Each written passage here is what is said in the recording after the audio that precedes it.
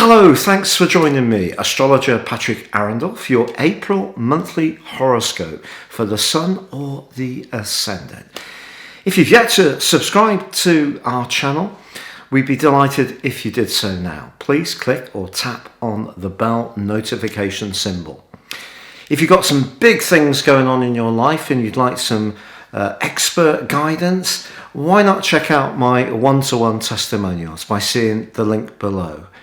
It's one of the most enriching parts of my work, working in this way. If you'd like to ascend above your zodiac sign in an affordable way and find out more about what really makes you tick, please check out my personal horoscope reports. There's a special offer on a year's forecast and also a character analysis, 30% off. Please see the link below. Hello Leo, and welcome to your in-depth horoscope forecast for April. This month begins with the Sun and Venus in your sister fire sign of Aries. The fire triplicity is very much about thrust, it's excitement, it's drama. And of course, these two together also give you a degree of charm in the way you expand your approach, because it's all about thinking big, embracing new ideas. If it's possible to be a bit more free-spirited by this time, and I think it will be becoming more to the fore, I think you're going to have a big need to break out in some kind of way. And this is going to be augmented by the 4th, because Mercury, the planet of travel, is going to be moving into your 9th house, which can be very much about overseas destinations. It just depends on where you're watching this in your particular country or continent, just how things are for you. But if it's possible, I think you'll really want to take the opportunity to be much freer, much more adventurous. If it's not so possible, you may want to be more rugged and do something that's more challenging to you. So that could be something that at a mental level around study, it could be about learning a language, or it could be about getting out into the countryside and doing something that is really quite challenging and testing to you. But through that, you could get a lot of uplift. Now, it is true to say that Mars, the planet of drive and passion, is in your sector of friendship through to the 22nd. And it's going to be forging a brilliant alliance to Venus in the first 10 days. If there is somebody around you that is a bit different, is a free spirit, they don't necessarily want you to stop having your life, but there's something about this person that really kind of interests you, because they don't necessarily conform to your normal expectations of what a partner material might be. And someone like this can actually be a really positive force. It's also likely or could be the case that a group activity, whether it is something that you can collaborate with digitally, or if you're lucky enough to be able to get together, that could be something that really gives you some expectancy too. So it may be that planning a holiday expedition later in the year with some friends will be perfect to satisfy the energy of this particular alliance. Now, if you're already in a romantic relationship, there's some interesting stuff ahead, because although Venus and Mars together in a sextile can be very enabling, you do have Mars being challenged by Neptune in your 8th house of devotion, and that's from the 4th through to the 14th. So if you're in a relationship where you feel there isn't a great deal of clarity, you don't feel that the person is that invested in you, they don't seem to recognize your need to have friendships or to be your own person, or there are conflicts around money, or you're not quite sure where you stand with someone because they never seem to be really very clear, the distortion that Neptune can bring to your desire, which is Mars, could leave you feeling, a little down. And I think the angle between Venus and Mars in the first 10 days is showing you how it could be. But that could make you much more conscious of what you don't have in a relationship and see you thinking, is this the right time for you? Now, on the 12th, there is a new moon. This new moon is going to propel forward your desire for variety, stimulation and spontaneity. Now you are a complex being because you're a fire sign, but you're also fixed. So you do like a degree of routine and regularity.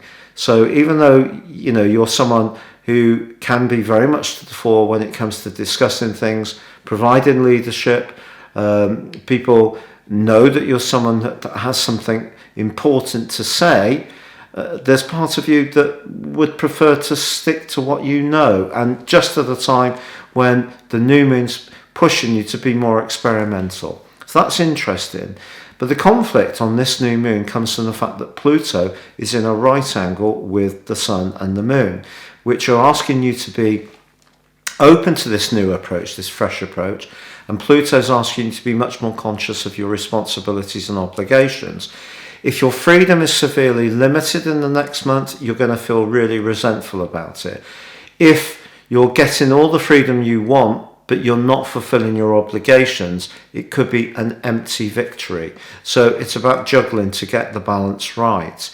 Week 2 also sees Venus in this gloriously experimental part of your scope, the sector of higher truths, in a right angle with Pluto. You may find someone at work will be really laying it on thick. Do you think you could cover my shift for, oh please, you've always been, and then you do it and then you don't really feel they've appreciated it at all. Watch out for someone kind of almost manipulating you to get what they want. However, in weeks 2 and 3, Mars in that 11th house of the future, independence and friendship, collaborates brilliantly with the Sun in the 9th house of that adventure and need for truth.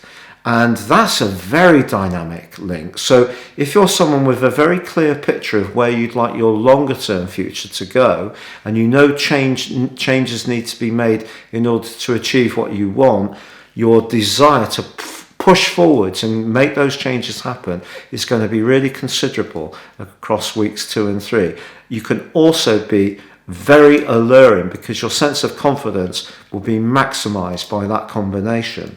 The 14th sees Venus climb to the top of your horoscope, but she does also move into one of her 2 home zones of Taurus. So it could be a time when you do have some kind of breakthrough professionally.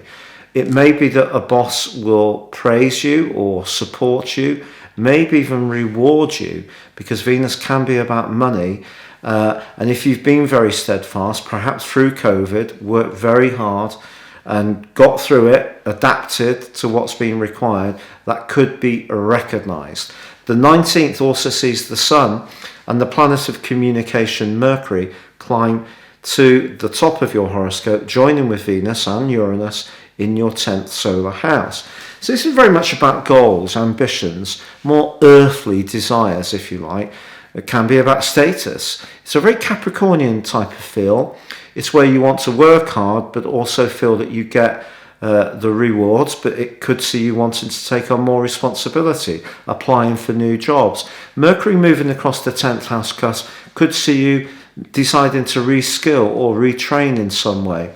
And it may be that you can adapt old skills and experiences in a new way, which is more flexible, perhaps even around part-time or freelance work, due to the variety bringing energy of Uranus. And actually, even if you've got initial misgivings, if you're someone who's liked a pretty regular gig because of your fixed nature, it could actually turn out much better than you think in this last 10 days of the month, because Uranus is so influential, and Uranus is about the truth. And the truth to you that you're going to be discussing is your attitude to responsibility, power, goals, work, leadership, being someone either in a senior position or a junior position. All these things will come under the astral microscope because Uranus is asking you to find out where things stand for you at this time. But Uranus can be quite a shocking influence, and if you're trying to hang on to something that isn't working anymore, isn't giving you much satisfaction, it may be paying the bills, but if it's leave you feeling bereft of any sort of real enrichment as a human being, Uranus is asking you to get in touch with the truth of what you really need. But Uranus is also about innovation and change. And perhaps this is the perfect time for you to change things up in your approach. And that could mean you applying for a job in a completely different sector, embracing technology more because of Uranus being very much to do with technology. Or if you're someone who's masterful of technology in terms of your private life, in terms of, you know about coding, or you know how to, or you maintain a blog, but don't necessarily use that professionally, you might be surprised that suddenly a new door can spring open and you're being asked to walk through that door quickly and confidently, because with Uranus, things move fast. So if you don't grab the moment, it can be gone. But on the 23rd, there is quite a potentially tricky change. An ingress, this is where planets move. This one sees Mars burrow its way into your 12th solar house. And Mars isn't that particularly happy in the sign of Cancer. The following 6 weeks could stir up some psychological residual feelings linked to unhappiness from the past, especially if you've put your feelings to one side in order to please somebody else, be it a partner, be it your kids, be it a parent. A lot of people play the role of being a parent's parent. And, as we get older, that's fine, because that's what we expect as people become more frail and infirm. But if you have got any resentments that have been simmering beneath the surface, which you haven't been entirely conscious of, you might be surprised by how they can become more visible over the next 6 weeks. The 27th, however, sees a full moon in the passionate sign of Scorpio, which is also ruled by Mars, and its more modern ruler, higher octave ruler, is Pluto, the planet of change.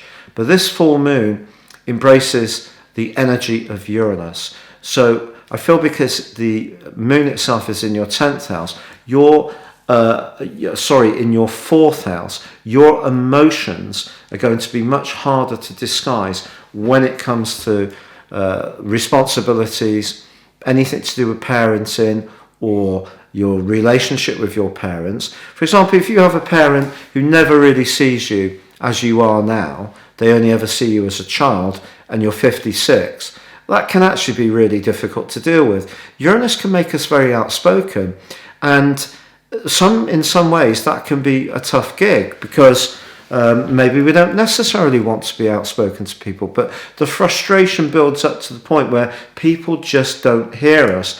And Uranus is all about authenticity, so you may ventilate your emotions in a much more powerful way on the back of this full moon as the month comes to a close. But it is about toggling, getting the balance right between your need to do work or have a purpose or a role in life. It doesn't matter if you're retired. If your role in life is very satisfying to you, perhaps you do voluntary work, perhaps you're doing a lot for your grandchildren, which can be very enriching and rewarding. Perhaps you love being in your garden. Perhaps you have a crafting hobby. Those things can give a person a real sense of identity, and it's your identity that Uranus is testing out. It's asking you, are you too stuck in a way of being that somehow you were molded into when you were much younger, my mother or father's messages, but actually it's not really the person you want to be. You want to break out. If everyone in the home is taking you too much for granted because you're the main sort of practical provider, you may find yourself in revolutionary form and really wagging your finger and letting people know that it's not good enough.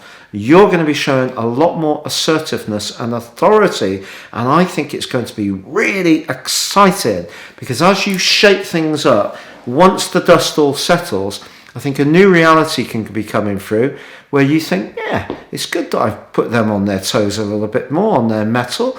They should have been taking me far too much for granted, and it's made my life difficult, and my opportunities have been limited, and I need to be a freer person in how I raise my profile and receive recognition and respect are two of the biggest things that a Leo person absolutely has to have. So if you feel you're a bit invisible because everybody else is just going about their world, can I have this, can I have that, whether it's at work or at home, this is going to be a seminal time for you, Leo. Take care, stay safe, goodbye.